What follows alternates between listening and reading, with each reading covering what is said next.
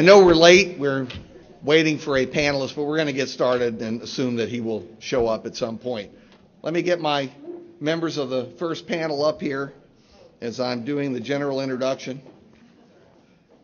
Come on up and take your seats by your designated name. We make it easy. Well, welcome to you all to the 14th Annual American Democracy Conference, sponsored by the University of Virginia Center for Politics.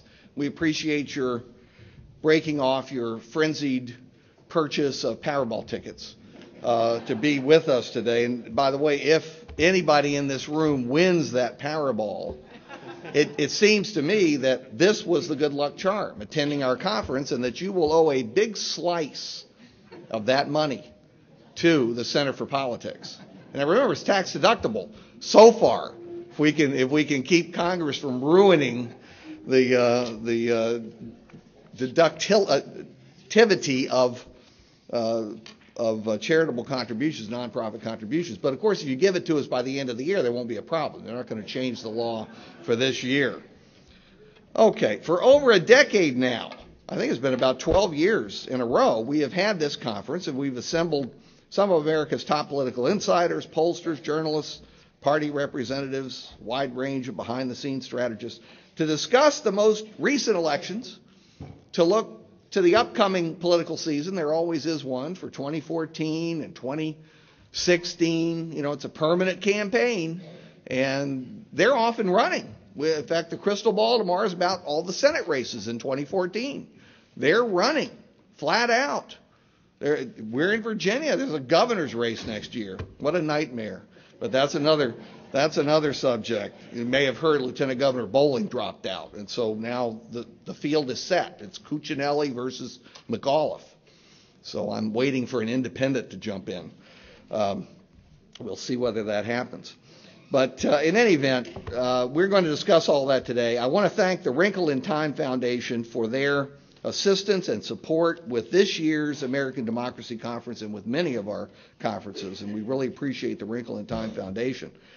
Now, today we're going to survey the political landscape in all these elections, and if past is prologue, we're certainly in for a bumpy ride. We've got three excellent panels lined up for you today. I'm going to introduce the first one to you very shortly, and this first one will be looking back at the 2012 election.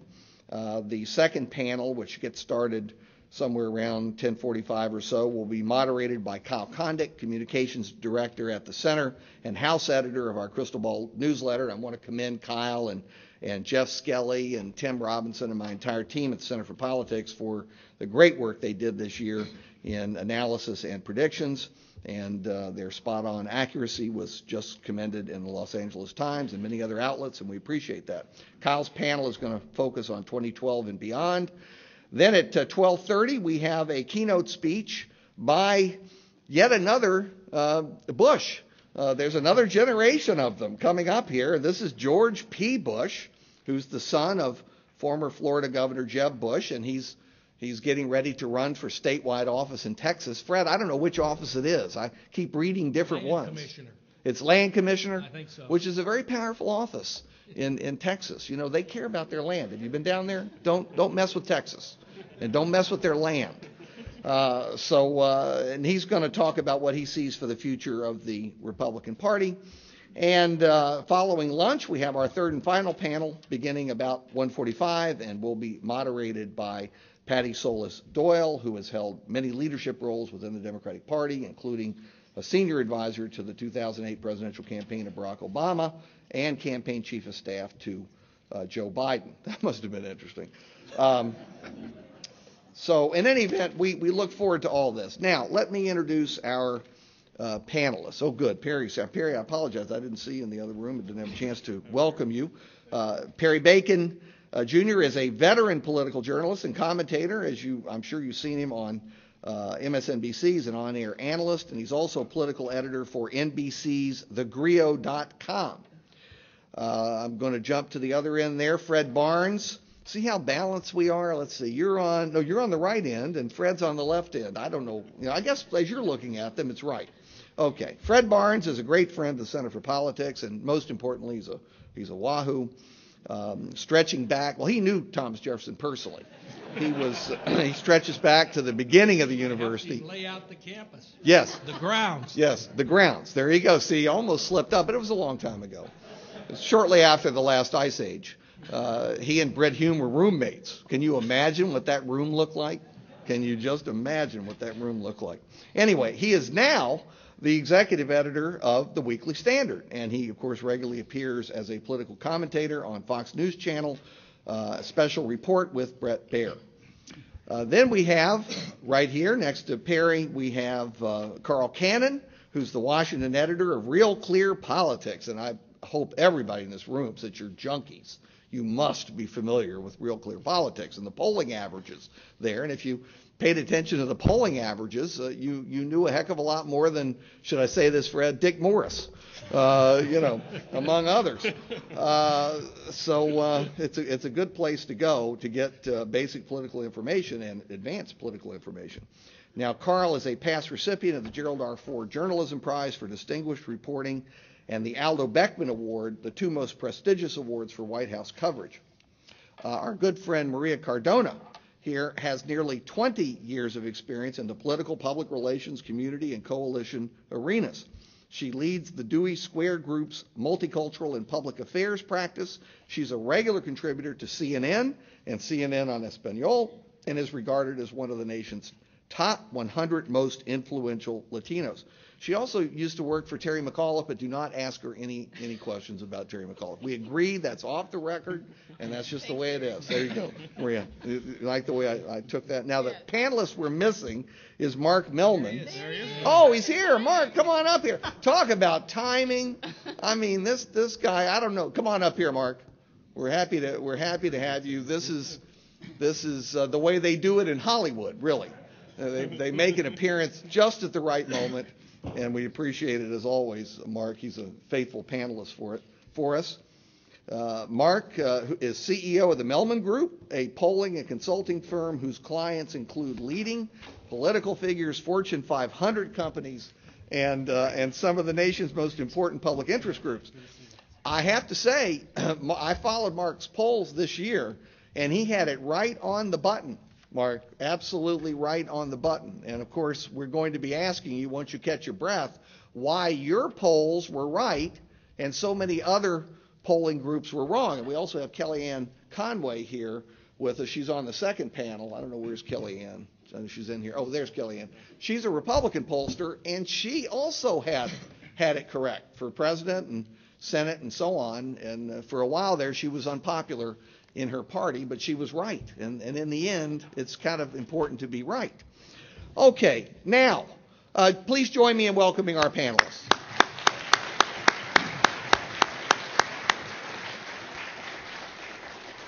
First question's easy. I'm going to go right down the line. Perry, I'm going to start with you. What is your single biggest takeaway from the 2012 election? And no, you're not allowed to repeat yourselves. Okay, so once somebody says demographics, that's it. Okay, we can't do demographics 5 times, all right? But you have to come up with something new as we move down toward the end there. Perry? Thanks for having me, Larry. I'm going to make it hard on the rest of my panelists by saying, I'm not going to say demographics, but the Democratic coalition is bigger than the Republican coalition. I mean, it's not clear to me that anyone changed their vote after May 1st or so, or even November 6, 2011. I mean, if you told me before we started 28% of the voters will be minorities and 80% will vote for President Obama, that's all I needed to know. I mean, we've got, and that the young voters turned out, the African-American voters turned out, Hispanic voters turned out in the numbers that they did in 2008, and that was pretty much, campaigning matters on some level, but in this campaign particularly, I felt like what was distinctive was how the primary was very volatile. I remember last year this time I was standing in Detroit with a man named Herman Cain, who I was fairly certain could never be president of the United States, but he was leading in all the polls, and so it was hard to justify. So we had to go cover him, even though we were all pretty clear that Mitt Romney would eventually Who knew that? What was striking about this year was how volatile the Republican primary was in terms of up and down. And that talks about the future of the Republican Party and this sort of conservative versus moderate divide, which we're already seeing the latest examples of. But in terms of the presidential campaign, it was striking how stable it was. President Obama had a 3-point lead throughout most of the year. The polls went up and down. Their staff argues the polls were just, some of the polls were up and down were just wrong, is what they would say. I think they did close briefly after that first debate, but in general, the stability of the electorate and how set people are is an unusual thing. And I covered this in my third campaign, and there were definitely more ups and downs that were actually real in 2004 and 2008 versus this time. It was so stable. The groups were so set from the beginning, and it just means that the Republicans really do have to change something to appeal to these groups: unmarried women, Latinos, et cetera, young voters, et cetera, et cetera. I mean, the stability of the electorate is really striking right now and really unusual. That's a great start. I want to leave what the Republicans need to do to a separate question, because we have a lot of time to fill. So, Carl Cannon. All right. Well, my takeaway. Can you all hear me? Let me go back. Just tell you a brief story. The last interview I did with Gerald Ford was a year before he died. I called him, and I won that Ford Prize, and he had a soft spot for reporters who won the award in his name, so he would get on the phone with me every year or so. And he said, "So you got to interview me?" I said, "Yeah." He says, "Well, tell your editors I won't talk to you unless you come here to Vail. It's 70 degrees. We'll go golfing." I said, "Mr. President, I really just have to do this on the phone, but thank you."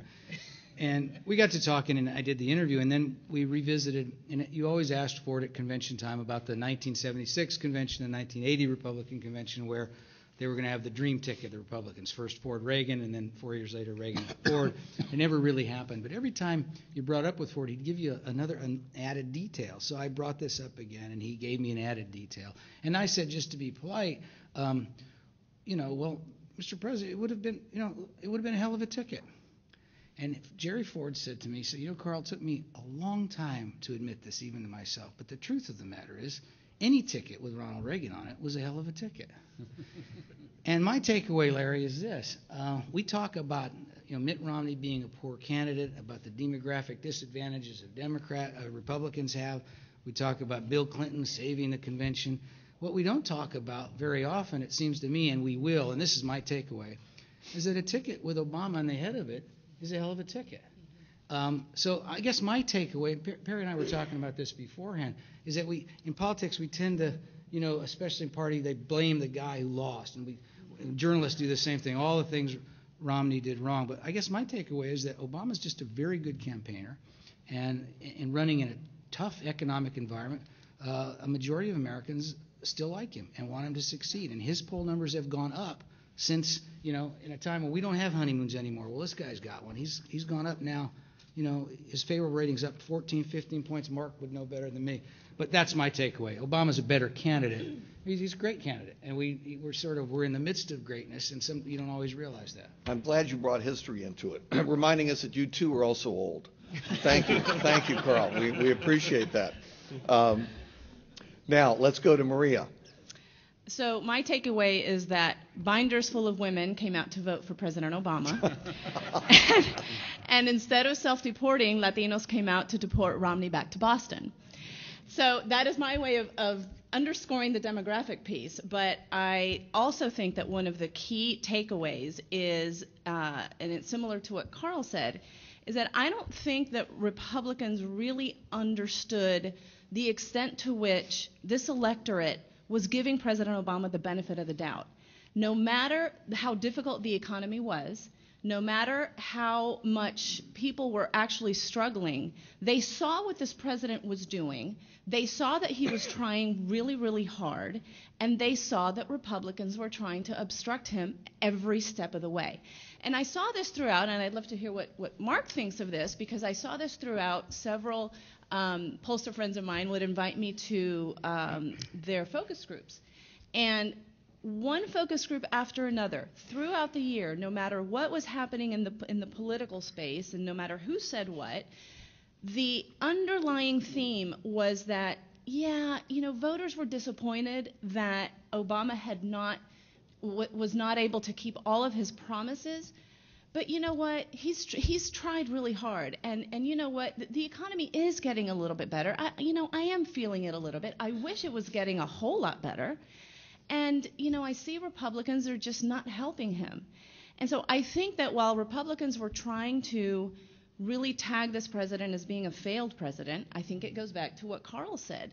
They weren't buying it because they liked him and they saw that he was actually trying. Maybe his policies weren't working 100%, but what sealed it for me is a focus group of independent Latina mothers in Nevada.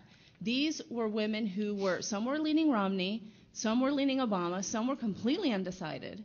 But what I heard over and over from them is that things were slowly getting better. They wish they were getting a lot better, a lot faster. President Obama had put some things in place that they liked that hopefully will work, and that he just needed another 4 years to get it done. And I think that Republicans underestimated that sentiment among the electorate. And later, Maria, we want to come back and talk about the truly extraordinary increase in the Hispanic vote. Absolutely. Obama was falling about 2 points Yep. overall nationally, but he went up 4 Exactly. with Hispanics, and it makes a giant difference. Yeah. 71% of Hispanics, and now they're 10%. Yeah. 1 out of every 10 voters in the United States is Hispanic. It went up 1%. Doesn't sound like much. That's, when you take 71% of 1% and add it to one side, boom. So we'll I'll get have a back lot to to say that. about We'll that. get back to that. Fred Barnes. Well, I have to say I certainly underrated that sentiment that you're talking about to give President Obama the benefit of the doubt. I think most Republicans did. Certainly the Romney campaign did. Carl raised Ronald Reagan, and I discovered just recently reading Ronald Reagan's second autobiography, the one that came out after his presidency, the one that came out in 1990 called An American Life. What was Ronald Reagan's favorite story that he told in speeches? And I was amazed because I'd never heard this story before, even all the speeches I'd heard by Ronald Reagan. And I'll tell you very quickly. It's a story about Christians 2,000 years ago being persecuted by the Romans. And a group of Christians were taken to the Colosseum and put out in the middle of it, and the door was locked behind them, and here they are in the middle of the Colosseum with this crowd screaming for blood and violence and so on, and hoping that the Christians will be put to death, particularly after the lions are released into the Colosseum. And the lions start moving toward the Christians, and before they get, and the crowd, of course, screaming and yelling, before they get there, a man steps out from among the Christians and says something to the lions. And all the lions lay down. And the crowd goes crazy there, because that's not what they came to see. They wanted to see some blood, yeah. And so finally, one of the Roman leaders comes down and goes out and signals the man to come out and asks him, well, what did you tell the lions to make them all lay down? And he said, well, I told them this: after you eat, there will be speeches.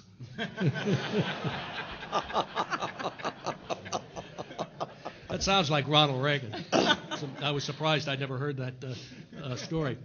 There was a surprise to me, and a takeaway from this campaign was the effect of values voters in the 2012 campaign. When you think of values voters in presidential campaigns, you think of values voters as being people who vote Republican, and Republicans are going to benefit from this. Well, quite the opposite happened in this past presidential campaign. The values agenda and the values voters were on the Democratic side, were on the Obama side. And Obama benefited from it greatly in a way that I certainly didn't notice until after the election. And not much was written about it, but some was. And the values issues were, one, so-called reproductive rights. And remember when Obama took on the Catholic Church, basically, and it appeared to me that was a huge mistake. You don't want to take on the Catholic Church. Well, instead, what he did was, with the mandate for insurance to give free contraceptions and morning after pills and so on was appeal to a block of voters, unmarried women in particular, that voted very, very strongly for Obama. That was one value. Another value was same-sex marriage, which the president endorsed a month or two or three or four prior to the election, and really seized a values agenda that we'd always associated with Republicans having a values agenda. One of the few people who's written about this was Chris Caldwell, who is a writer for the Weekly Standard, and he wrote about it this way. I will read something very, very shortly. Very briefly, he said the Obama campaign understood that reproductive rights are similar to gun rights. Even if the number of people who care about protecting them is small, all of them vote on the issue. And in a country that now has as many single women as married women, the number is not small. And I'll read you one other concluding paragraph that he says that is particularly interesting. He said, look, this time the values were different, but structurally, the outcome was the same one that we have seen decade after decade, where two candidates argue over values. The public may prefer one to the other, but where only one candidate has values, he wins, whatever those values happen to be. And the truth was the Romney campaign and Republicans focused on the economy and did not have a values agenda at all. Except, I think in Virginia, the only ad I saw that was on abortion, involving abortion in Romney, was this woman, you all may have seen it, the ad where she comes on and says, gee, I've looked into this, and Romney really does have an exception for rape.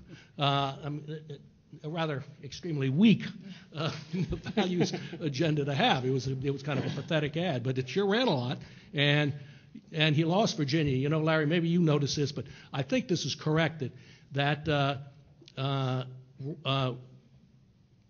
Obama won Virginia by a larger percentage than his national percentage. I think that's right. Yes. By it may be less than 1%, but 1%. It was. Now, who would have thought that Virginia would be one of the leading states from not only winning it, but being one of the leading states? Still amazing to me, and it is, I think, one of the things that a takeaway that people will look at a lot more, Republicans will in particular, is this whole values agenda that if Democrats are going to have one, they're particularly going to need one again, but they didn't have one in 2012. Fred, you may be interested to know Virginia for the second time, 2008, now 2012, is of the 50 states the closest to the final Obama margin. Mm-hmm. Who would ever have thought that Virginia would be a microcosm of the country, at least for those of us who grew up here? It is. It's the closest to the national average of the 50 states, except, as you note correctly, last time Obama got 52.9 nationally and Virginia got 52.6. This time he's 0.6% higher in Virginia than he is nationally. So you can see how Virginia is evolving, mainly Northern Virginia and Tidewater. At some time during the campaign, Obama said something that I thought was wrong at the time, but he said, or I thought it's something he couldn't achieve anyway. He said, in Virginia, whoever wins Loudoun County wins Virginia. And he had won Loudoun County, Loudoun County, Leesburg, and all ought to know Northern where that Virginia. is. He had won Loudoun County in 2008. He won it again in 2012. 52% in Loudoun County, which is an exurban county, one where Republicans ought to do very well. The Republican presidential candidate ought to do very well and didn't. Mark, this has been a big lead up to your takeaway from the 2012 election. And pretty much as everything has been said, though not everyone has said it as of yet. So let me add my 2 cents. First, let me just say what a pleasure and honor it is to be here with you all and with this great panel. I traveled 7,000 miles to get here yesterday and forgot to take my melatonin last night, so I'm working on 3 hours of sleep. If I should start to fall over, Fred, hopefully will give me little zets in the ribs here to keep me awake. But look, if I had to summarize my takeaway from this election, it really is that, from the presidential election, it is that fundamentals matter. And yes, Barack Obama is an extraordinary candidate. Yes, there are lots of important issues at play.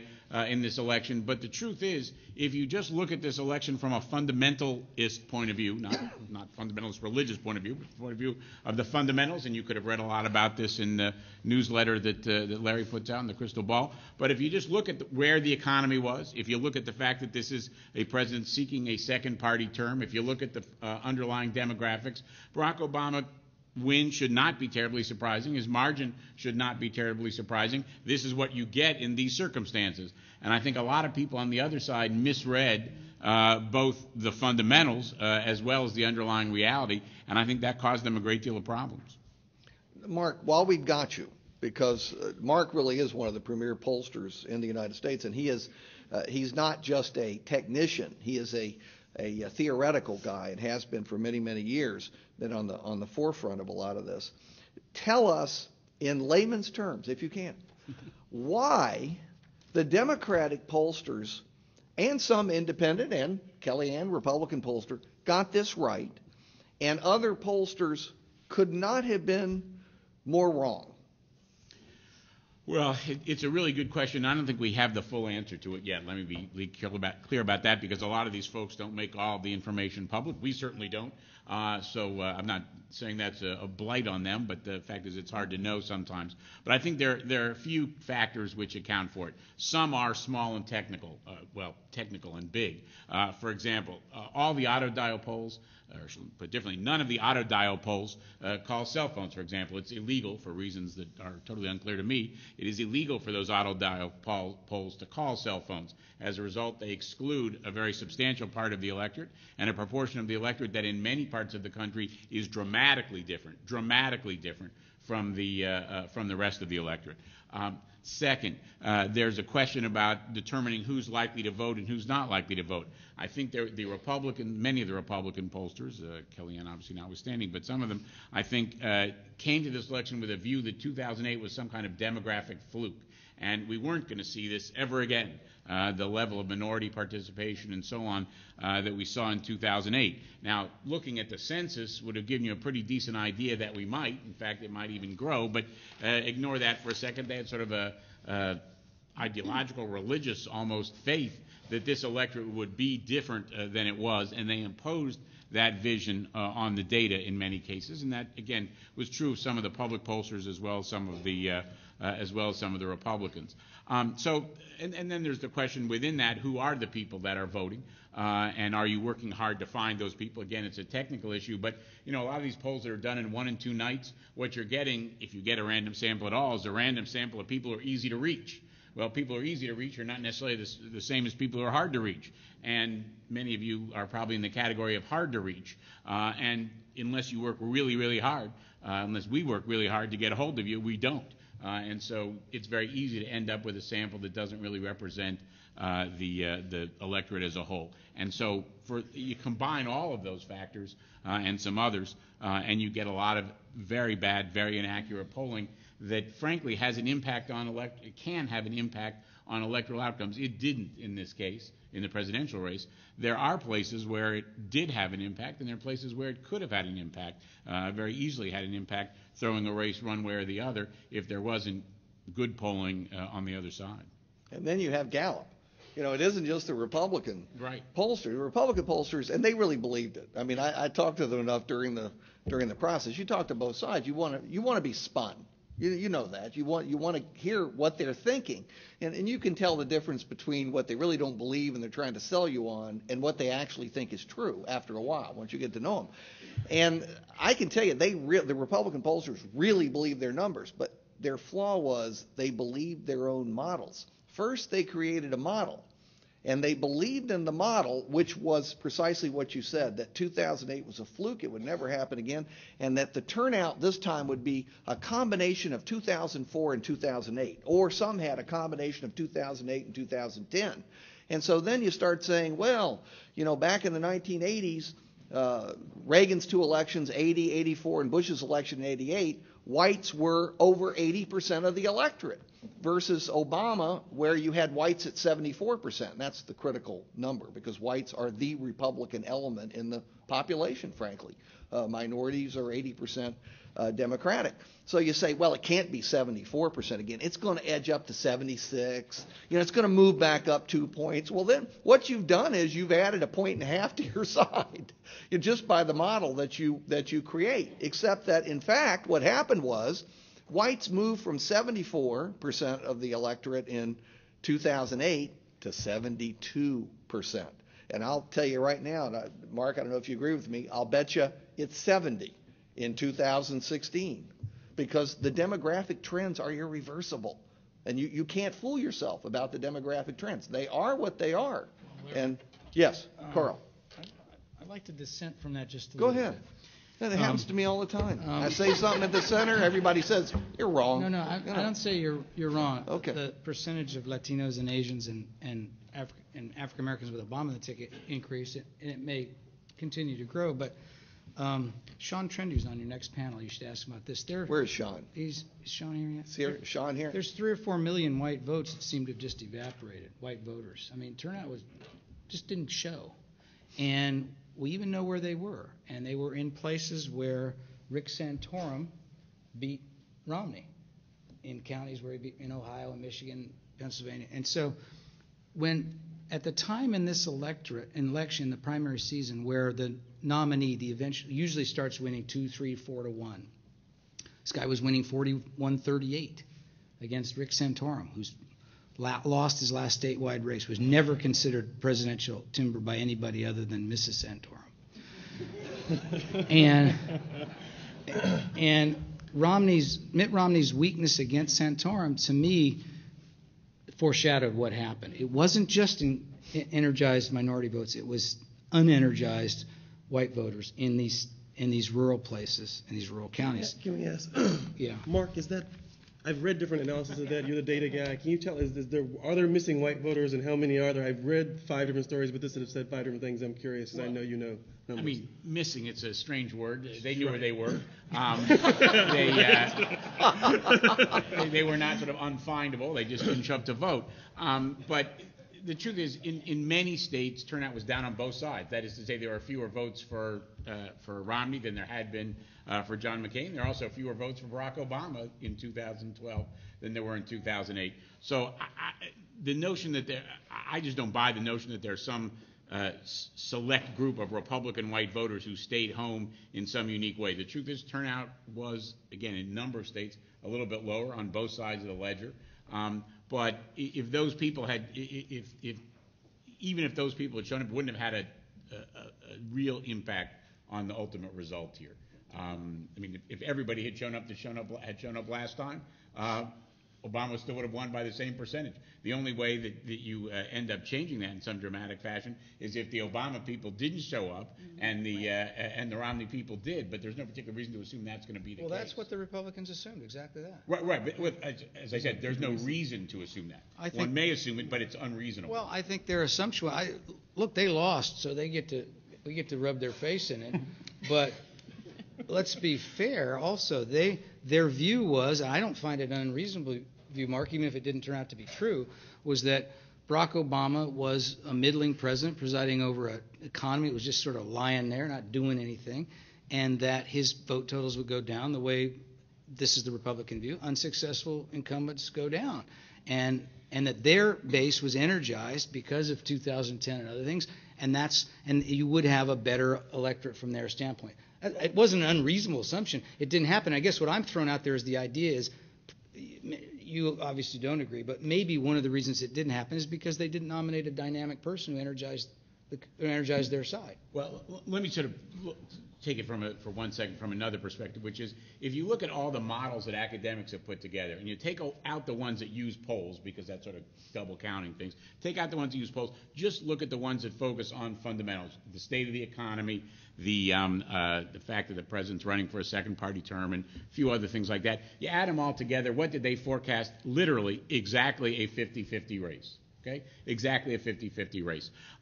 That was the forecast. That doesn't include any of the demographic changes. That doesn't include anything else. So, but anybody who's walking around, anybody who was walking around saying, gee, I look at these circumstances and I see a president who just can't win, to me, that's a foolish assumption based on historical data. And so if you have a 50-50 race based on the circumstances, so then we're not really in disagreement. Then you talk so the about fundamentals say a 50-50 race, but the better candidate won. Well, I would go back to say that it is actually a little bit unreasonable for Republicans to have assumed that and taken all of the other fundamentals for granted, because you even had people like Matthew Dowd and Jeb Bush, for example, basically telling the Romney campaign, look, you're going to lose if you don't do something to try to assuage your message to Latino voters. And they essentially absolutely ignored it. And so from a fundamental standpoint, I think that's political malpractice. So you don't think self-deportation was a home run for Romney? No, I can't say that it was. Larry, it's a home run in the Republican primary, which is part of the problem. Yeah. Excuse me, sir. I'll be interested in what Mark says. Glenn Bolger, whose partner, Neil Newhouse, was the Romney campaign pollster. U.Va grad, Neil Newhouse. Yeah, and really did believe his numbers that showed Romney winning. I believed them as well. I've known Neil a long time. But in any case, he says where their polls went wrong was underestimating the share of younger voters. That was the biggest the biggest flaw in their poll showing Romney winning. And look at Virginia, where you can see where the vote dropped off the young voters the year in 2009 in the governor's race. There were about half the share or something like that, weren't they, Larry, that they were in the presidential race. So there was, I agree with Carl that it's not unreasonable for them to have assumed that about younger voters. And there was certainly a lot of journalism written about it, about how college students weren't as excited about Obama and so on, and yet the share was pretty hefty. But Fred, they're wrong. Neil is wrong. Young people voted 66% for Obama in 2008. They fell to 60%, 18 to 29-year-olds this time. Yes, the turnout was a little higher. Young people, the 18 to 29-year-olds, had a slightly higher turnout. That wasn't their problem. It was underestimating minorities. It's the same thing Gallup did. Gallup had another 1948. Yeah. They were dead wrong. And I look forward to the revision of their model, because they desperately need to get it right. They're the gold standard. They were completely wrong. They had Romney up by 7 points toward the end of October. No one who has ever been even over 50 has lost a presidential race in Gallup. And they had him up by 7 points.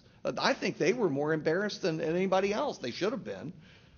But anyway. I don't know about Gallup. I'm just telling you what the problem, a huge problem was with the Romney poll. They probably underestimated the share of minorities as well, but it was younger people that was their bigger problem, I think. I think they believe that anyway. Well, sorry, not to monopolize, but they may well believe that.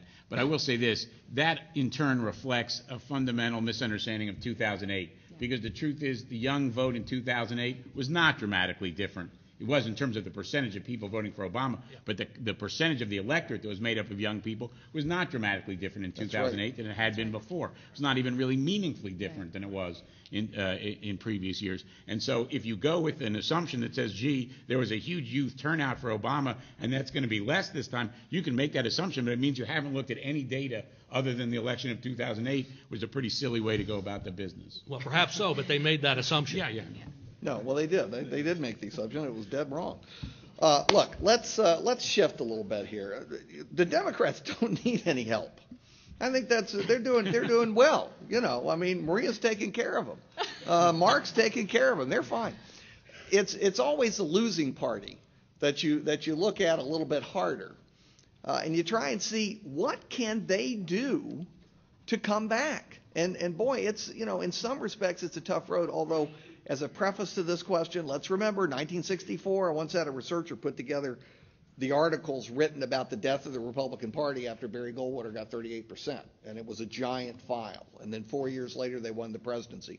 And then in 1972, giant file, death of the Democratic Party after McGovern got 38% of the vote. 4 years later, they win the presidency. So things can turn around quickly if you keep a two-party system. Nonetheless, demographics again, it sure does look like a tough road for the Republican Party, Perry. I would be more recent. 2004. Look at the stories of 2004. The Democrats don't know what to do. What are they going to do next? How can they win on values voters?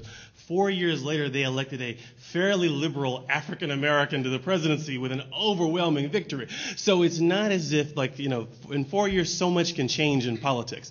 I guess I live in MSNBC and sort of liberal land, and I feel like people there are very convinced that the Republicans have to change their views on 170 issues to, they have to become pro-choice and for gay marriage, and I don't really see it that way. I mean, I guess the first thing I say, and I'm pretty sure this would be true, I would be very surprised if there's not a minority or a woman on the Republican 2016 ticket. I don't think this is a crazy assumption, but I think if you look at, what do you say? It's both. I think it might be maybe both, but it's definitely going to be someone. And to talk about what Carl said earlier, it's not clear that I think if you look at when we talk about demographics, it's clear that African Americans were for overwhelming for Democrats before Barack Obama and probably will be afterward. There's historical reasons for that, et cetera, et cetera. There's no reason that I see. There's no reason why the Republicans should be losing the Asian vote by 47 points. There's no sort of data. There's no Asian policy issue that I really know of that there's a reason for that. The Latino vote, George Bush only lost by a much smaller margin. There's no reason they have to lose the Latino vote by 40 points. They can lose it by 20 points. If they lost by 20 points, Romney be president. So the demographic challenges are there, but I'm not sure that they are. So they have to remain there. If you have a charismatic candidate, as Carl talked about, I don't know much about Marco Rubio as a longtime candidate, but there's no reason to think that the Republicans have, to me, an image problem as much as they have a policy problem. I don't agree with Fred that. I suspect the next Republican candidate will talk about values less. I don't think that there's going to be abortion or gay marriage. I think those issues are going to recede if they want to win the youth vote in particular. Particularly gay marriage, I think their next Republican will talk about very little, if at all. Mitt Romney, to be fair, almost never talked about gay marriage either. Abortion's different, I should say. But I think the next candidate will be one focused on economic issues. But I think the Republican Party needs a reframing and maybe a different image makers. I'm not sure they need different views to win. I'll be curious to see. You're seeing this internal debate go on already, and I think the results will be something more like we need different standard bearers who look like America, who are younger, who are more charismatic, who maybe talk about the economy and have a plan beyond tax cuts. But I don't think you're going to see some kind of fundamental change. I don't think necessarily a fundamental change in politicians is necessary for the Republicans to do well. We forget they just won an election 2 years ago overwhelmingly, so I don't think that they need to have a wholesale change. Carl, and then I want Fred to summarize his recent piece in the Weekly Standard. I'm going to amplify on that, but I have a feeling Maria will jump in before Fred because I'm going to tee it up for her a little bit. Okay. I'll just be. You see, I've been doing a lot of moderating lately. I can't. Sorry. It's great being a moderator for them. You don't have to do anything. Moderating. Anyway, there's two ways really to look at. I'll be brief. The Republican Party right now. One is that they had a poor nominee, but they're doing fine. They have 30 governors, more than they've had in a long time. They have 234 House members. They picked up 600 or 700 legislative seats 2 years ago. They lost very few of them on November 6th. They're doing fine. And what Perry said, they need a better candidate at the top of the ticket. That's one way to look at it. The other way to look at it, and this is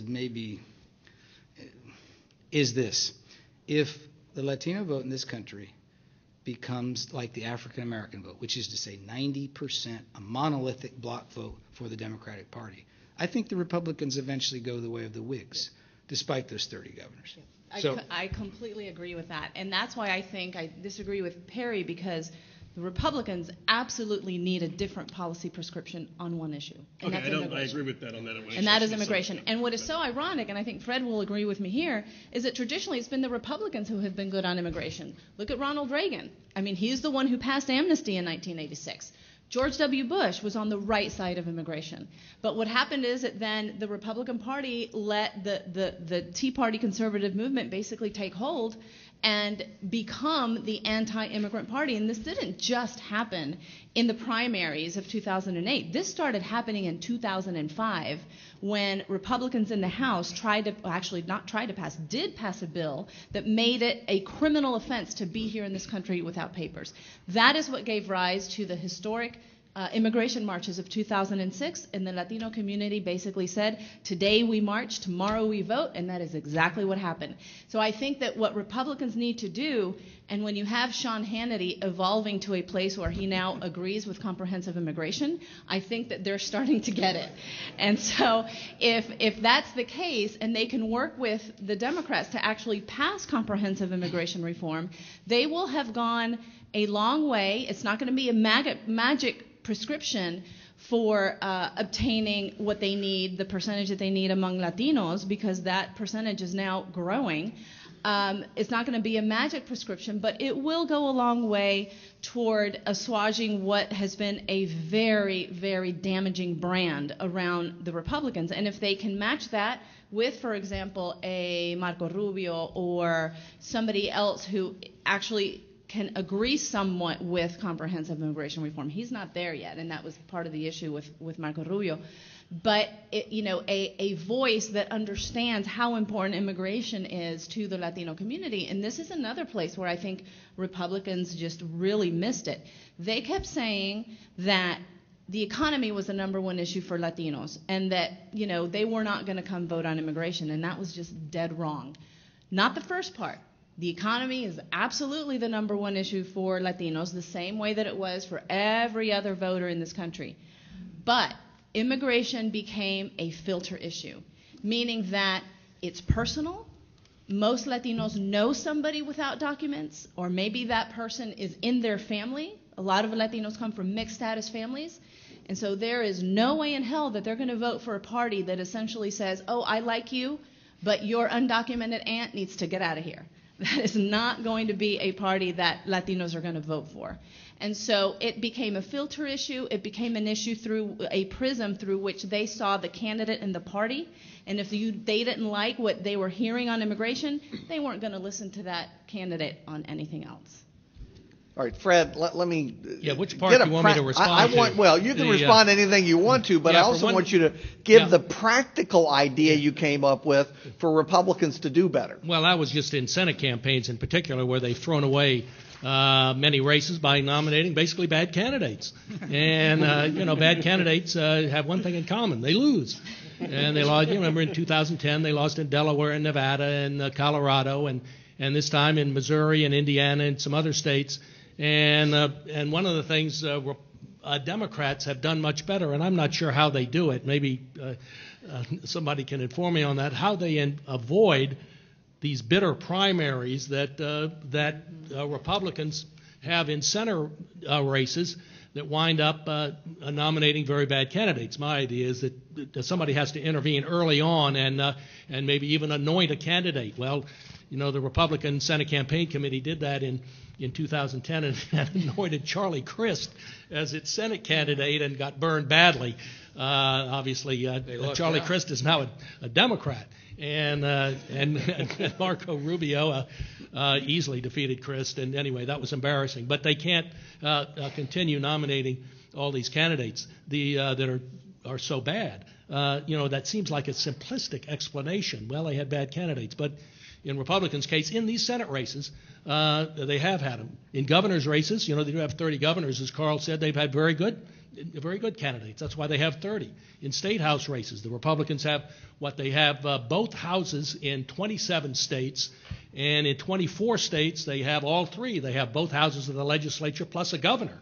So they're doing very well there. I mean, I don't think that 2012 was a disaster for the Republican Party. It was a defeat, particularly at the most important level, the presidency, and they do have to do something about to improve their standing with the Hispanic vote and the Asian vote. But there is something that's true about both of these groups, and particularly the Asian vote, which is 3% of the total vote in America, and Asians, I think it's the fastest growing group. It's even faster than Hispanics.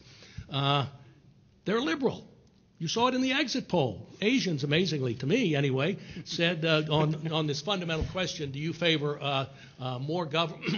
less government and fewer services, or more government well, you know the poll. Anyway, Asians came out overwhelmingly for more government.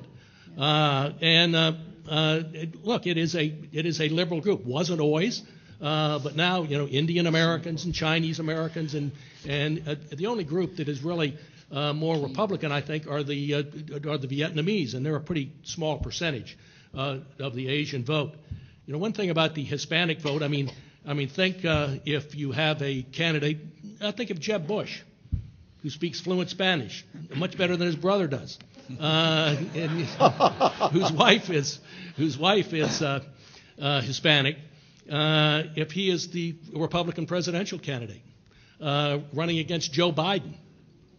I mean, hypothetically, I think he will do about as well as his brother did, Jeb Bush, or maybe better. He certainly has done very well in running for governor of Florida with the Hispanic vote. And let me say one thing. I want to add one thing about the Hispanic vote. The notion that it has become, Larry, you said, you can't argue with these democratic trends, but of course you can. You can argue with them by saying they're incorrect in their prediction of what's going to happen. And the prediction about the Hispanic vote is that it is now, 50 million people, and there will be 130 million Hispanics in America in the year 2050. Well, there's reason to question that strongly, based on two things. I mean, this projection is based on 1 million new Hispanic immigrants a year. Well, right now, the immigration from Mexico, for instance, which is about 70% of it, is a net zero. Now, the economy's weak in the United States, and that may be one of the reasons, but 1 million a year, I don't think we've ever had 1 million a year, butting up against it, but immigration will never be 1 million Hispanics a year, and particularly every year for the next, 30 years? I don't think so, 40 years. And then birth rates. It's also this idea is based on a very high birth rate in Mexico as one example, and then exporting more people. Countries with higher birth rates tend to create immigrants. And the birth rate among Hispanics in the United States, they're both plummeting a great deal. So the notion that the Hispanic vote is going to expand, obviously it will expand some as a share of the electorate, but expand according to these so-called demographic trends is, I think, in great doubt. Well, let me go back to your practical point. Let me just ask one follow-up, and then Maria, I'll come right back to you. Okay. I want to get back to your practical point. Okay. Because I think you're so much better when you're discussing practical things, Fred. Look, how do you get the Tea Party bunch to agree to your perfectly reasonable proposition that maybe the leaders of the party have some sense of who can get elected and who's a good candidate? They basically said to the leadership of the party as of 2010, don't even think about trying to impose a candidate on us. We'll pick the ones we want. And of course, Democrats applaud. They want them to pick the ones they want because they're losers. Sure. Yeah. How do you convince them? It's very hard. No question about it. And it's not so much the Tea Party, which, by the way, the Tea Party was all about the size of government and taxes and spending. It wasn't about immigration. They at all. They that was weren't just for it. No. They weren't against. It just wasn't an issue on their agenda. But one of the problems is the Club for Growth, which it all depends on what you're looking for in a candidate. The Club for Growth, when they go into Republican primaries, is looking for the most conservative candidate, particularly on fiscal issues, and particularly according to an interview, which they do. When the smarter thing for Republicans to do is, if you're a conservative, and it is the conservative party, to follow the William F. Buckley Jr. rule, which is to be in favor of and try to promote the most conservative candidate who can win. makes a lot of sense. The most conservative candidate who can win. For instance, in West Virginia, probably, there's already a fight over this. In West Virginia, in 2014, where Jay Rockefeller may or may not retire, but in any case, Shelley Moore Capito has announced she's a Republican congresswoman from, I guess, the Charleston area, and has been in for, I don't know, something like 6 terms. And she's announced for the Senate. And already the Club for Growth and Jim DeMint and his group are against her. She's clearly the most winnable candidate. She's not really that, I mean, somewhere between moderate and conservative. So the Club for Growth does not like her. It looks like, I mean, as it stands now, there could be a bitter primary. She might lose. Probably not, but here we are 2 years ahead of it, and so it's hard to know. But it's just hard to make that go away, because if you have so-called insiders from Washington, if some of the super PACs and the Senate Campaign Committee and they get in early in a race and try to anoint a candidate, you can imagine that the reaction in the primaries. Well, that's Washington's hand-picked candidate by insiders in Washington. It's this is a problem that does not easily go away for Republicans, and I just wonder how Democrats avoid that. Threats. As they did in Wisconsin Threats. in the Senate race. That's how it does. That's how it's done. So can I just Yes, go go back, ahead. Go back and say what you want. and do one caveat to what Fred was saying about Latinos and the increase in the population? That those increases in population that are foreseen by those demographers is not necessarily all people who they expect to immigrate. This is the growth, not growth rate. These are children that are already here.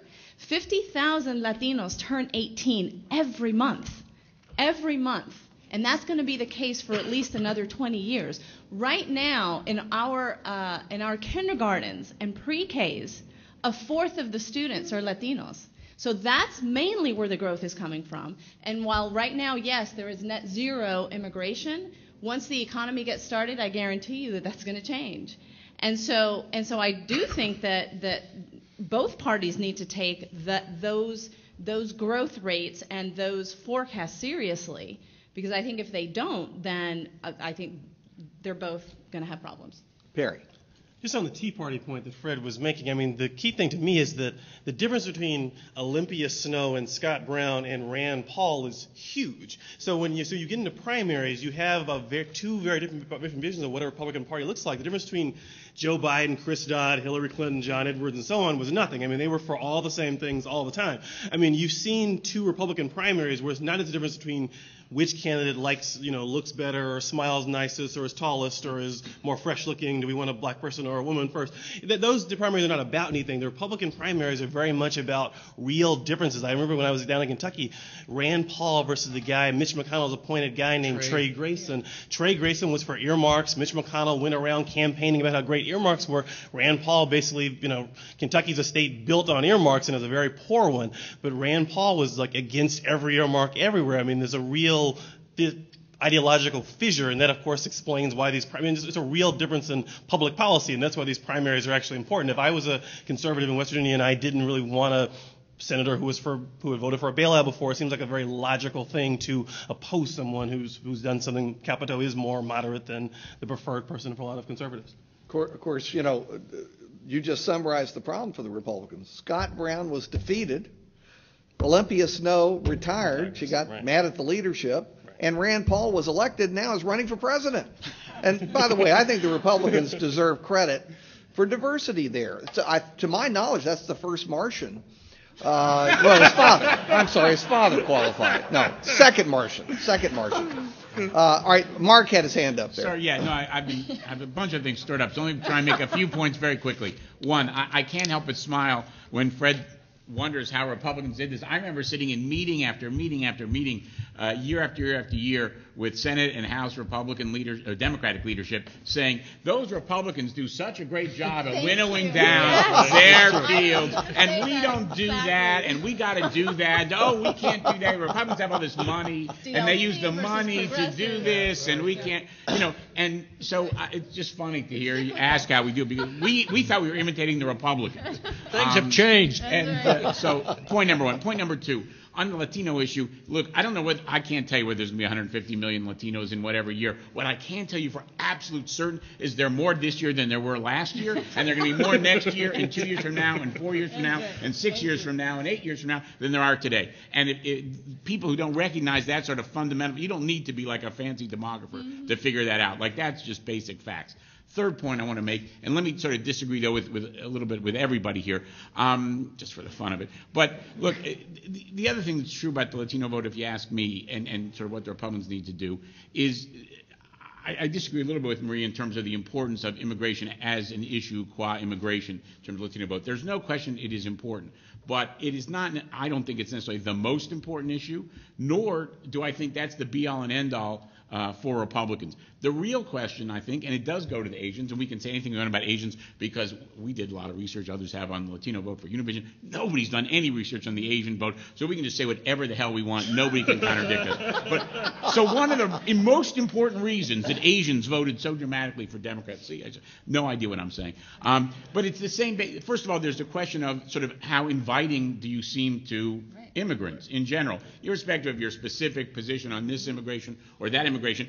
The Asian community is not worried about the same kind of immigration reform that the Latino community is interested in for different kinds of reasons. But it ultimately doesn't matter. The question is, how welcoming do you seem? And the Republicans seem incredibly unwelcoming to immigrants, number one. Number two, both those communities are very concerned with other issues, education, for example. And when Republicans go around saying we should have fewer teachers, okay, that is not something that communities that are most concerned about education say, well, okay, that's right, we need fewer teachers. Nobody thinks that. I mean, maybe Mitt Romney does think that, but very few other people think that, and certainly not those communities. So on health care, on economic issues, on education issues, on a whole variety of issues, they're just in the wrong place. So in my judgment, if Republicans decide, as they seem to have decided, that they're going to change their view on immigration, I'm all for it. I hope they do. They should, because it's the right thing to do. But if they think that is going to be sufficient to solve their problem, I think they're wrong. I really do think they're wrong about that. And so what do they have to do? The truth is, I don't know that they have to do that much. Think about the following just fact here, one quick fact. I was talking before about the fundamentals, the fact that Obama was running for a second party term. If you look at those same models, they will tell you that it's very difficult to get elected to a third or fourth party term, which is what the next Democrat will be looking at. And again, some of the models will suggest there's a 3 to 5 point penalty for that. Well, take away 3 to 5 points from Barack Obama, and what do you get? Mitt Romney as president. So we're going to face a different structural circumstance 4 years from now than we face today, and that's going to create some opportunities for Republicans that were not available to them this time, let alone whatever actually happens over the next 4 years, which will certainly be important as well. And by the way, go ahead. Just very quickly, Mark, we actually don't disagree at all, because one of the things I said is that it's not, the fix on immigration won't be a magical policy prescription, because I want to go back to something that Fred said, which I think also underlies the reason why the Democrats got the majority of the immigrant vote in Latinos and Asians, and that is that neither Latinos nor Asians nor African Americans see government as the enemy.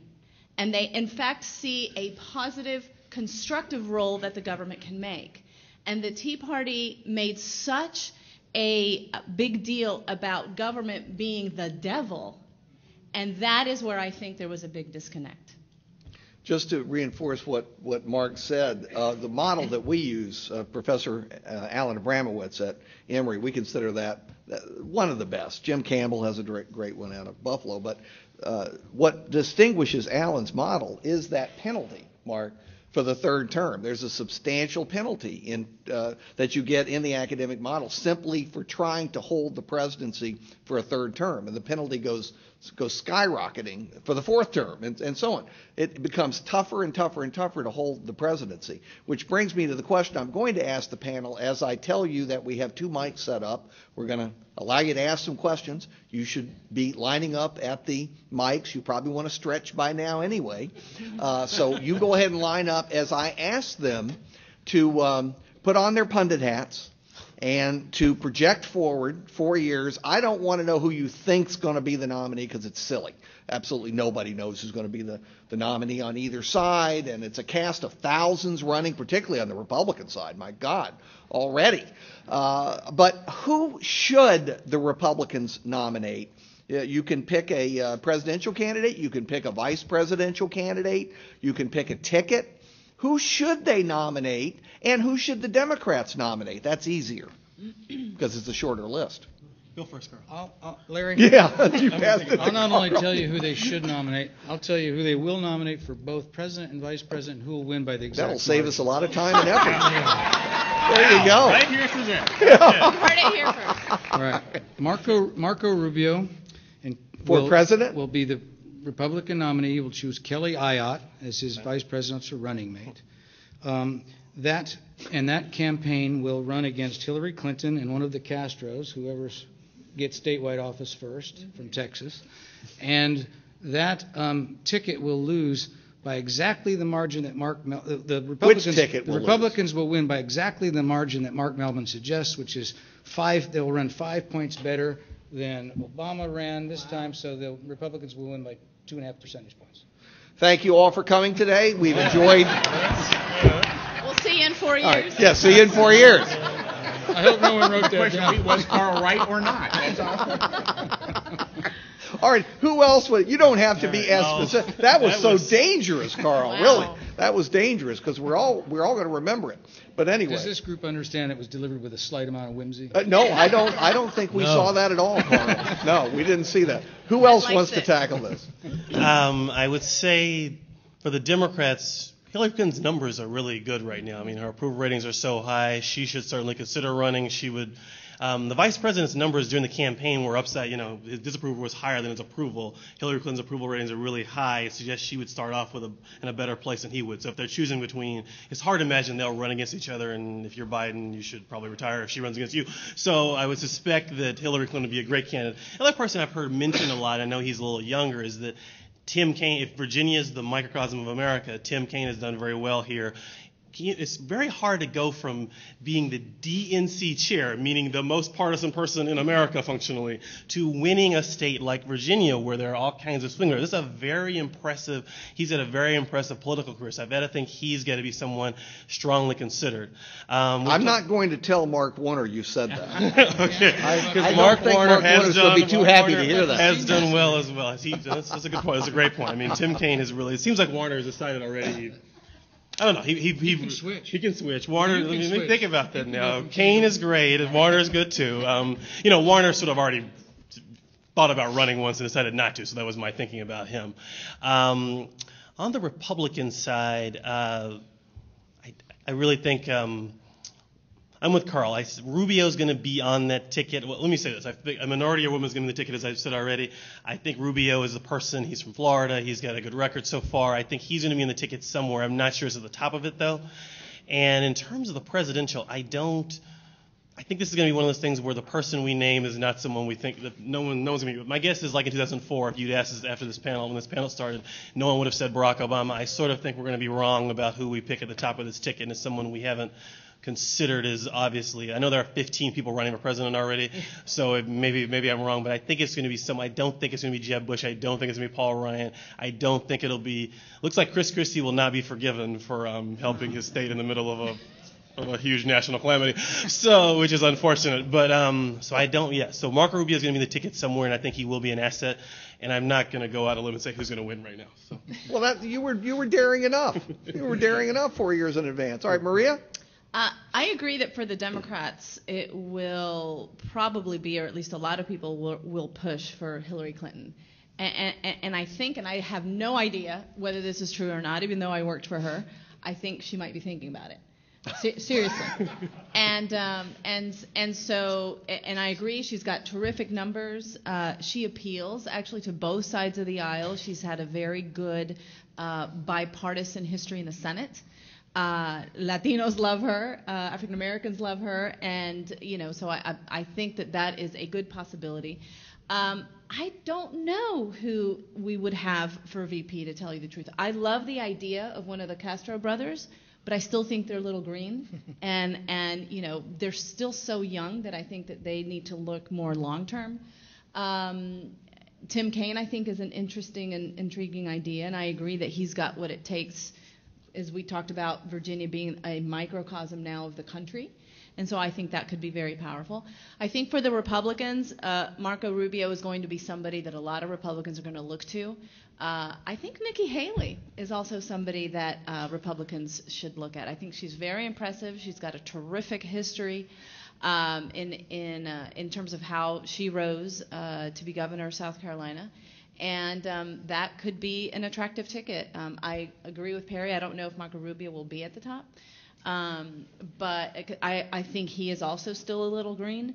But I think that given that a lot of Republicans do understand or want to better understand the demographic changes that are going on, I think it will certainly be a minority. And in the mix, there will be a woman in there. Let me throw one more point in. History suggests it will not be Paul Ryan. If you're on the losing VP ticket, you almost never recover from that. He didn't do well in Wisconsin either. Although I have to say, he did carry his congressional district for Romney. We just determined that yesterday. At first, it looked like he had lost his own congressional district, but the final votes have put Romney just narrowly ahead in Ryan's district. Of course, they lost Wisconsin. So Paul Ryan more effective than Geraldine Ferraro. But yes, Paul Ryan was better than Jerry Ferraro, who was a speaker at this very conference, and we miss her terribly. Fred, I'm interested to see these predictions. I'm going to pretend to be John McLaughlin. I thought you asked for our preference rather than a prediction. Oh, okay. Whichever you prefer. It's up to you, Fred. I have no idea who's going to win these nominations. You know, after the 2004 election, who was definitely going to be the Democratic nominee in 2008? It was Hillary Clinton. I have no idea whether she's going to run or not. I mean, how old will she be? 68, 69? That doesn't eliminate her. I mean, McCain was older than that. I think Reagan was 69 when he was elected, so that doesn't eliminate her. But we'll see. A lot can change over 4 years. I think Marco Rubio is not going to be the Republican nominee. I think he made a mistake going out to Iowa. You can't run just on ambition. Clearly, he's ambitious. You need a more substantial record. People forget, the Republicans try to be the new Ronald Reagan. Ronald Reagan had strong beliefs that he carried out in welfare reform in California and other things, and that you have to be. Marco Rubio is green in the sense of needing a strong record, and he doesn't quite have that. But going out to Iowa already, I think that looked bad to me, and I like him a lot. And the one person I would like to see to be the Republican nominee, I preferred him this year. Of course, he didn't run, and that's Jeb Bush, who was, I spent some time in Florida. I have a little house there. And he was a great governor in many, many ways. He was somebody who attracts moderates and conservatives and just did a great job in many areas. Whether he's even going to run or not, I don't know. I see there's speculation now, and you never know. When I've interviewed him, a few times in the last several years, I've come to the conclusion that he'll never run for office again. But maybe I'm wrong. Can I ask you, think the last name thing is just irrelevant, or what? The last name thing, the Jeb, his dad is in president, his brother's in president. No, I think by 2016, I thought he could have run this year, and it wouldn't have made that much difference. They'll separate him from his father and his brothers if necessary, but he'll run on his own. Will Chris Christie be forgiven? If he's reelected, of course he'll be forgiven if he's reelected in New Jersey. And if you see his polls now, one thing from the whole Sandy hurricane and Obama there, if you see his favorability now, it's over 70%. So he's benefited from it in terms of reelection. And so if he's reelected, then he'll be a strong presidential candidate, I suspect, in 2012. And as I say, among the Democrats, I have a tendency to think because Democrats always fall in love with somebody and nominate them, and then somebody will come along. I just have a guess that it won't be Hillary Clinton or Joe Biden in 2016.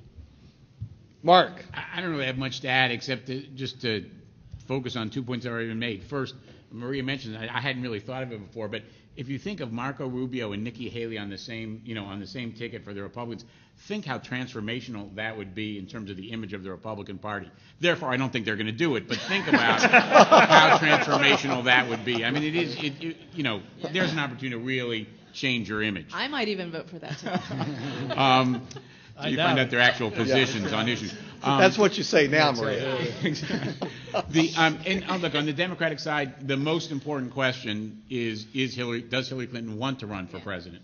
And if she does, that will make a huge difference in the outcome. If she doesn't, there's a whole field there, and there are people who are already, clearly making moves towards running, whether it's Governor O'Malley from Maryland or Kirsten Gillibrand from New York, others, many of whom are not necessarily well-known nationwide. Cuomo. Sorry? Do you think Cuomo might do it? Andrew Cuomo is Yes. a possibility, and some of these folks are actually making real movement in that direction. Others aren't. But the big question is, what will Hillary do?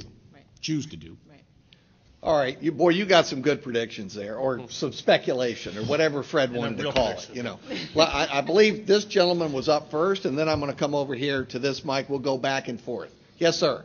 I'm surprised in this Oh, discussion. give us your name and anything you want to tell us. I'm Don Patterson from Virginia. Good. We would have expected as much, but At least the Virginia at part. least the Virginia part, yes. I'm surprised that in this discussion nobody has mentioned the GOTV effort, especially the huge computer operation on the Democratic side and the total meltdown of the software on the Republican side. Good. Are there any Moderator reactions? didn't I got ask something to tell. I got some news for you, but I'm going to see what people say first. You got any reactions to the fact And that Romney had a better turnout effort. Romney? We all know Obama. Obama. Yeah, Romney didn't. Yeah. Sorry. That's true. Obama had a great turnout effort. Romney didn't. What more is there to say? Yeah, I think that Republicans need a better one. that's just one of the other issues that Republicans really underestimated was the extent that the Obama for America juggernaut, which is exactly what it was able to make sure that the model that they were predicting actually appeared at the polls. And I think a lot of that went to the fact that they registered and actually got out to vote a lot of new voters. And this will go toward also why I think some of the models were wrong. When you do a lot of these models that pollsters were using, use likely voters. Well, new voters never come into that likely voter model because they've never voted before. There were a lot of first-time voters in this election. And that's why I think there was also that off piece on the models. I'll add one thing. Don, I live in Arlington, which is a very Democratic area, but you couldn't go trick-or-treating, you couldn't go to the farmer's market, you couldn't go to the library without being accosted by some charming young person saying, would you like to register to vote? And you know who they wanted you to vote for. You didn't have to even ask them. And this was an effort they produced in 8 swing states all over the country. And in fact, late in the campaign, I wasn't covering the Obama campaign, but they did it in other states, California and Texas, places they knew they either were going to win or weren't, because late in the game, late summer, they thought, oh, what if we win the Electoral College and lose the popular vote? We don't want that to happen. So they started signing up voters in states they knew they were going to win, and they just worked a lot harder than the Romney people, who seemed to be, counting on, as Mark Mellman says, wishful thinking about fundamentals that weren't necessarily present. Having said that, this idea that the Obama people had some secret computer model where they can identify Democrats by osmosis and magically get them to the polls, winning campaigns always, pat themselves on the back, and they've earned the right. They work hard. But I guess I'm with Chuck Todd on this, and maybe Mark Mellman too, because Chuck Todd said on television a couple days after the election, they had a secret document. It was called the United States Census. Right. Exactly. Mark, what's your response? What do you think the effect really was of this massive supposed Obama GOTV voter contact program? Well, first of all, there is no question that it was the most elaborate program ever, by leaps and bounds. Most sophisticated, most elaborate. But let me just give you a couple of facts here that go back to some of this earlier discussion about missing voters as well. If you compare the vote 2008 to 2012, Romney got about 800,000 fewer votes than McCain did. Obama got about 7 million fewer votes than he did the last time. So there's no question that this was a tremendous machine. There's also no question that there was a bigger decline in the Democratic vote than there was in the Republican vote. Second point, as important, and it is important, but as important as the GOTV, the get out the vote aspect of that program was, even more important in my view is the persuasion part of that program. Because a lot of what happens at the door, or what happens in that interaction between the campaign volunteers and the public, is not just about get out the vote, as important that is. as that is. It is also about persuasion. It's all about reinforcing people who might be weak supporters and so on. And that was done, I think, extraordinarily well. And I'm not sure the Republicans had anything at all in that realm. They were not using their people as messengers, their constituents as messengers. At the end of the day, though, having said all that, if nobody had done anything, if we just had the rest of the campaign and everyone had been forbidden by law to talk to individual voters, I think the outcome would not have been dramatically different from what it was. And Mark, there's some evidence for what you just said, because I think one of the biggest myths that's developed after this election is about this giant program the Obama people had. Here's the problem with it. You do a simple scatter plot of all 50 states comparing the 2012 results to the 2008 results. They come out precisely as predicted without any voter contact, with two exceptions. Alaska, because you didn't have Sarah Palin on the ticket, was more Democratic, and Utah was considerably more Republican than expected because of the Mormon factor. That's it. The other 48 states, right along the line. The implication is, precisely as you've said, if there was not any voter contact, the results would have been pretty much the same. So the consultants do a great job. Apologies, Mark and others. They do a great job of promoting what they've done, and then they charge 2, 3, 4 times more for it in the next election cycle. So I don't want to ruin. It's good for the economy. I don't want to ruin their profit making, but I really question how much was done. Let's go to our next question. Good morning. My name is Dan Snellings. I'm from Floyd, Virginia. Thank you for being here this morning. I was wondering if I could get the panel's opinion on two issues that came up during this campaign. First, the so-called voter suppression laws in some of the states. And then secondly, it hasn't been mentioned here today, the 47% comment and what impact perhaps class or class warfare had on this campaign. Thank you. Anybody want to respond to that? I did a lot of work on the voter laws in terms of writing about them and looking at them. It doesn't appear they actually, because at the end of the day, almost all of them were invalidated by courts. If you look carefully at them, I hope you all know what I'm referring to. There are all these laws most of them called voter ID laws that require you to have a photo ID to vote, and there were other things like that. There were, in Florida, they limited the number of early voting days from 14 days. There were a lot of Democratic complaints about these things as a way to suppress turnout.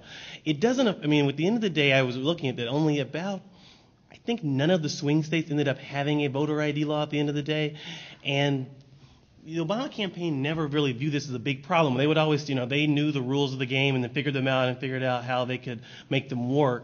And I talked to their pollster afterward, and they said there was no evidence that there was any real drop-off in votes from those, though. So there was a lot of attention about them. I'm not sure because most of them ended up being in the books in some ways. They ended up not having a big result on the actual election. Go ahead. I'll take it one step further. I actually think they completely backfired. I think they completely backfired, and they added to the motivation of African Americans, and I know for a fact for Latinos, that these laws actually existed, whether or not they were actually in play, because you're right, a lot of the courts didn't put them in play for this time around. But the effort that they knew a lot of Republican legislatures had done to keep them from voting, they basically went the opposite route to say, you know what? I'm going to do everything you have told me I need to do in order to go vote, meaning I'm going to go get an ID, I'm going to go pay whatever you want me to pay, I'm going to stand in line for 7 hours to go vote. I actually think they had the exact opposite effect of what a lot of these Republican legislatures intended. Your second question, remind me your second question. 47%. 47%. I'm glad they went and got ID cards. That's one of the things the laws were designed to do. Look, the problem with the voter ID laws is they don't deal with the bigger problem where there's a great potentiality for corruption. And that's like a state like Colorado that mails out ballots. And everybody. I think this year they did it on October 18th.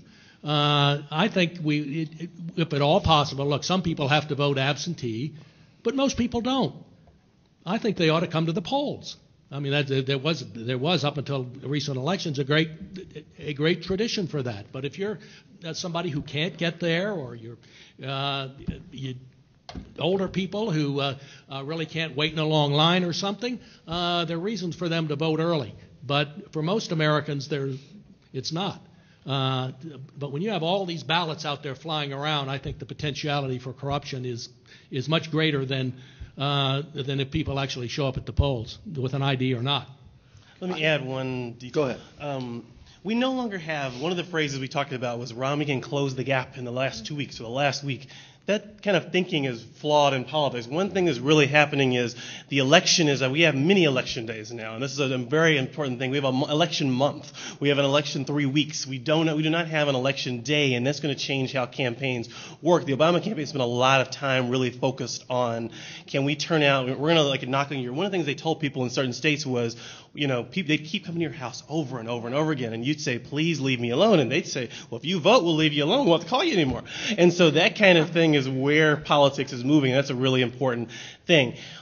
Mark talks about the fundamentals a lot. I agree with Larry, and both said that 47%, I'm not sure changed anybody's vote that much. There was a lot of good MSNBC segments about it, but I'm not sure it necessarily changed a lot of votes. I would say it took a lot of, Mitt Romney, you're losing. You're trying to figure out, how do I get my message out? How do I convince certain groups of voters that I really am not the sort of rich person they portrayed me as? It sort of was more, I think, less in terms of losing votes and more. Every day you're not talking about your message today, you're talking about the other guy's message or defending yourself, and that was really problematic at that point in the campaign. Well, I also think it was indicative of what a poor communicator Mitt Romney is. Yes. The point I think he was trying to make, he said it so badly it's hard to be sure of this. Jerry Ford used to make this when he was president, that if you get to a point where the federal government, where everybody is getting money from the federal government, it's hard to get the deficit in order because people don't want their own programs cut. And it's hard to figure out something that will cut just one person and not another. And you get to a point where you've got too much federal spending, you're borrowing, and nobody knows how to shut it off because all these constituencies are worried about their own programs, as they should be.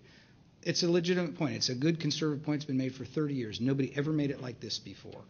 And I think that it reinforced that Romney was, he ran sometimes, he was like pretending to be Thurston Howell III, And this, my wife has 2 Cadillacs. I know NASCAR owners. Yeah, I made a few bucks speaking. Well, it was $380,000. It really fell under a different rubric. He was so inexact in the way he was making his point about federal spending that it fell into another mantra of this rich guy who couldn't relate to working people. And, back to these millions of white voters who didn't come out. Mark knows more about this than anybody. If he says it wouldn't have changed the election, I'll agree with him. But I'll tell you this, I defer to him. But I would say this, is that Romney didn't connect with the people a Republican candidate needs. And that's working class whites who aren't, who don't vote who do vote their pocketbooks. And he wasn't one of them, and he didn't even pretend to be. And I thought the 47% candidate thing slopped into a whole other area. All right, I was given the 5-minute warning 10 minutes ago. Sorry. So I'm going to have to, we'll very quickly get to these last 2 questions and short answers from the panel, and then you'll be free. Yes. Yes, sir. My name is Uriah J. Fields, and I'll be very brief. Because I recognize you from Letters to the Editor. Thank you. There you go. See, I always read the Letters to the Editor. Because the question that I really wanted to ask was asked by the preceding speaker, and that was concerning the suppression of votes, which I agree with Cardona that it really empowered people and motivated people to get out to vote. Because I talked with people who were sort of not so concerned. But once you said that you got these laws, and apparently they did not know that these laws were not going to be effective. It was late in the game. And so many people were out there already pushing it, like Sharpton and others, that said, get out to vote. And so they got out to vote. But the other question that I want to ask, part of that, has to do with the exclusions of felons. Many people, particularly young black men, were not able to vote because they are declared as felons in the state. Do you see any change being made in that so felons can get their right to vote? It varies by state. Well, in Vermont, they can vote. Even incarcerated felons can vote. In Virginia, you have to request of the governor that your rights be restored. It's a long process. Very brief comment about that. Yeah, go ahead. Enlightened Republican governors realize this is a problem for them. Unless you're going to put people in prison for the rest of their lives, you want them to reintegrate back into society and take their place in society. And one way people do that is by the franchise. Jeb Bush has talked about this, and sympathetically, that this is not, you're disenfranchising a huge group of people, and it's not racially proportionate. And I think you'll see movement on that. And I think the Republicans that Fred talked about, the more forward-looking Republicans see this as a problem. The Democrats have come around. It's almost a partisan issue. Democrats in most of these states are moving towards more liberalized, not for everybody, but for felons for most crimes. Not usually rape, but most crimes, drug crimes certainly. All right, that's great. Thank you, sir. And let's get this last question quickly, and then we'll be free, and we'll get to the second panel. Hi, my name is John Thompson. I was born and raised a Republican in a Democratic state, and something I noticed that I think is applicable, and you might find kind of funny, is that when Jimmy Carter had the Mariel boat lift, which kind of backfired on him, I think the Republican Party had its own Mariel boat lift of all the Southern Democrats and other extremists that had been a problem to the Democratic Party, and now they're in the Republican Party and they can't be removed. Well, that's a comment. Anybody? I suspect one half the panel agrees with it and the other half doesn't. Anybody want to make a quick comment? Well, there's just no doubt that there has been a fundamental transformation of political culture in the country. And I believe I have this correct. If you took every state, how it was a state in 1896 or 98, which was the presidential year, 96. 96, and said, how is that state going to vote in 2008? Not even 2000, and predicted to be the opposite. You'd be right in all but two cases, Oregon and Indiana. And so there has been this sort of very fundamental change. And yes, Southern whites have moved dramatically in a Republican direction, and other constituencies that used to be Republican constituencies have moved in a less dramatic fashion, but still importantly in a Democratic direction. And we have a politics that is as much, if not more, dictated by culture these days than it is by economic status. Last comment, Carl. One quick thing, a defense of the Tea Party on the basis you're talking about. When the Tea Party rose to power or influence in the 2010, they were derided by Democrats and some commentators on networks I will not name as racist. This was a smear, and it was demonstrably false. The Tea Party movement in the states we've mentioned, Nikki Haley was a Tea Party-backed candidate against the Republican establishment. Marco Rubio, same deal, against the Republican establishment. Ted Cruz, and on and on.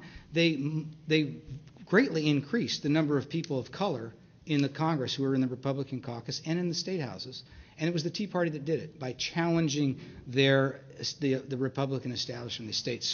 So conservatism is not, grassroots conservatism seems to be in this sense more colorblind than maybe the party apparatuses. So if you're looking for hope in the Republican Party for them to come to the in touch with the better angels of their nature, the Tea Party might be the answer, not the problem.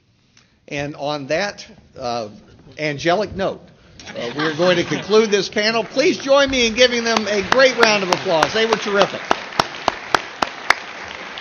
And as we exit, I'm going to invite Kyle Condit up to bring his panel, and we look forward to another great discussion. Kyle, come on up. Folks, we're going to just transition for about 5 minutes, so if you want to take a stretch break, there are refreshments, coffee, some muffins in the parlor. But please return to the room in about 5 minutes. Thank you.